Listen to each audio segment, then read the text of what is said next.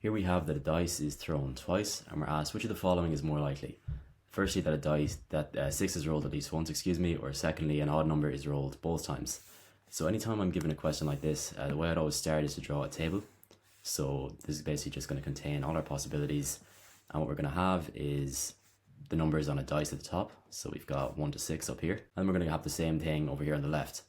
And so if two ones are rolled together, it's going to be 1 comma 1, then it's going to be 1 comma 2, 1 comma 3, and so on. So I'm just going to fill out the rest of this row, and then on the next row it's going to be 2 comma 1, 2 comma 2, 2 comma 3, and so I'm just going to fill out the rest of this table in the same way, so you don't have to kind of watch me put it all in. And so here we have all our possibilities when we just basically take note of the first row and the second row and then arrange them as a pair. And the other thing to note about this is that you would also do this if you were given a question about summing two dice rolls together. You would make the same kind of table, but you would just add these two numbers in each position together. So you would have 3 here and 4 here, but we don't have to worry about that in this question. So now we're just going to take a look at the first option. So the first option is that a 6 is rolled at least once, and so we're just going to basically underline in blue everything in the table where a 6 is rolled. So we have one here, here, and we've got one all the way down this column.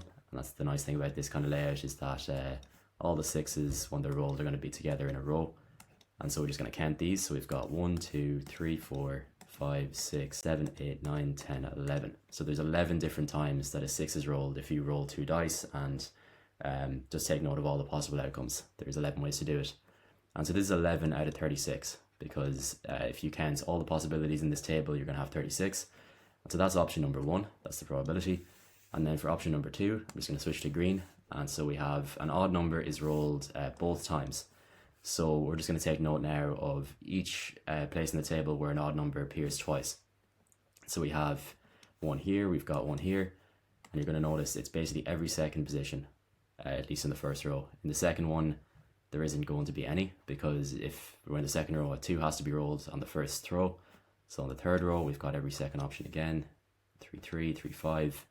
We've got 5, 1, 5, 3, and 5, 5. And so if you look at all the places we've underlined in green, and we just count them up, there's 9 different ways that an odd number can be rolled both times. So basically get an odd number on both rolls, it's only going to happen 9 times out of 36, and that's option 2. And so comparing these two outcomes, which is more likely, it's clear that the first option is more likely, because we've got 11 out of 36 on the top and 9 out of 36 on the bottom. So the answer for this is the first option being more likely.